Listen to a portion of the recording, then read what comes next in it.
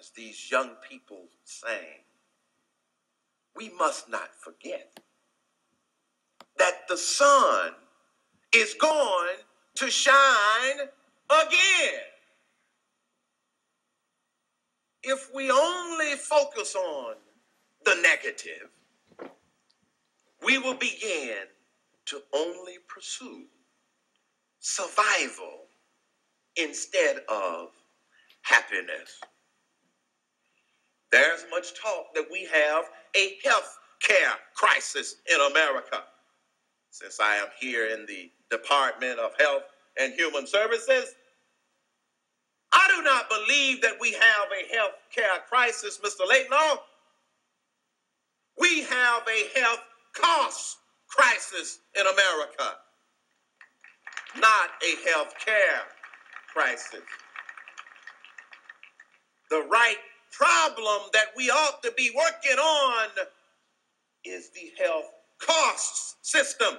We have some of the best healthcare physicians and medicine in the world. We got to work on the right problem. There isn't a deficiency of jobs in America. There's a deficiency of opportunities. And because we are focusing on recession, we think jobs are the answer. If we focus on restructuring and focus on the right problems, we will see that we've got to provide opportunities to solve America's economic, political, and social problems. Our pursuit of happiness is threatened because of the attitude that the glass is half empty rather than the glass is half full. Well, it is easy for someone to fly in here on an airplane and proclaim everything that's wrong with America. You don't need me to do that. All you have to do is to turn on your TV or your radio. And the reason there's so much bad news in the media is because there's too much good news to print. And if we were to begin to focus on what's right with America, we can eliminate some of these threats to our pursuit of happiness. What do we need to reduce these threats? What do we need to get out of this psychological recession that we are in that's threatening one of the highest priorities in our lives and in America? We must first have a glass is half full attitude. When I first went to Godfather's Pizza, I found 12,000 employees that believed in themselves. They believed in their product. And they believed that the company, Godfather's Pizza Incorporated, could be turned around. It was because of that belief and because we were able to focus on the right problems that we were able to take the company from a losing proposition to a money-making proposition, and ultimately to the point where Pillsbury said, well, we didn't expect you to be successful in turning around. Now what do we do with it? And so since Godfathers did not fulfill its preconceived destiny of failure, we created a problem for the corporation. And as a result of that, they made the decision to sell the company because, as I was told officially, Godfathers no longer fitted into the strategic future of the Pillsbury Company. If I had looked at that as rejection of my efforts and the efforts of all of my people, if I had looked at that as the glass is half empty rather than half full, I would have never gotten the dumb idea of buying the company.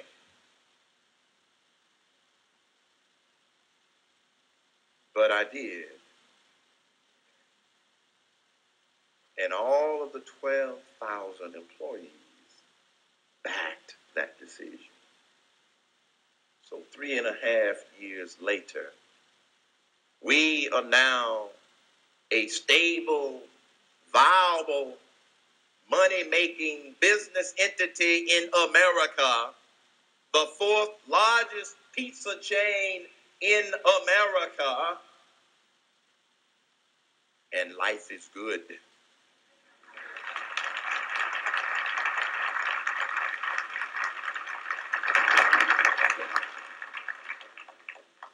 We need a new paradigm or a new way of thinking about America's problems and about the problems of black people in order to be able to reduce those threats against our pursuit of happiness. Second component of this new paradigm,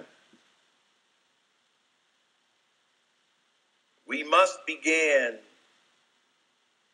to make the word profit a clean word and not a dirty word. There appears to be a school of thought that most of the businesses in America are making too much money. And as a result, we can continue to tax and tax and tax and tax. But every time we add a new tax to American businesses, jobs and opportunities go away. Some people haven't gotten the word yet that businesses in America produce profits. Profits produce jobs and opportunities. Opportunities allow us to pursue happiness. We've got to make profit not a dirty word. Not a dirty word. In order for us to be competitive in this global economy, we must take the handcuffs off of American businesses. We are no longer just competing with ourselves from one coast to the other. We are competing with some very strong countries around the world. Japan, only to mention one. And if we are to compete globally, we must have a leveling of the playing field. Because as corporate profits dry up, taxes dry up, and many of the other systems and things that we have grown to take advantage of dry up. It annoys me when I hear and read media accounts about CEOs that are making too much money, the millions of dollars that they are getting paid. But they never point out that those people are in a fraction of the percentage of CEOs that makes mega $1 million. My W-2 doesn't show that. We sometimes focus on the wrong problem. There is a problem in America with the fact that by some accounts, I don't know the exact number, 35 million or 40 million people in this country cannot get health insurance. 35 million, give or take 5 million, may not be important to you or me, but to that 5 million that you give or take, it's real important. But when you consider 35 million out of a population of over 250 million, why do we have to throw out the baby with the bathwater? Why not focus on fixing the system for that 35 million people? Profit is not a dirty word, and we must solve the right problems. Our pursuit of happiness is one of the highest priorities in America. Not the entitlement to happiness, young people, but the pursuit of happiness. And the pursuit of happiness is threatened. But we can counter these threats with a new paradigm about how we think about our problems. And think about the problems in America in terms of what's right with America instead of what's wrong with America. Because the sun will shine again. And as Ralph Waldo Emerson said, hold fast to your dreams. My great-grandfather had dreams, and so did yours. My grandfather had dreams, and so did yours. My parents had dreams, and so did yours. You have dreams, and so do I.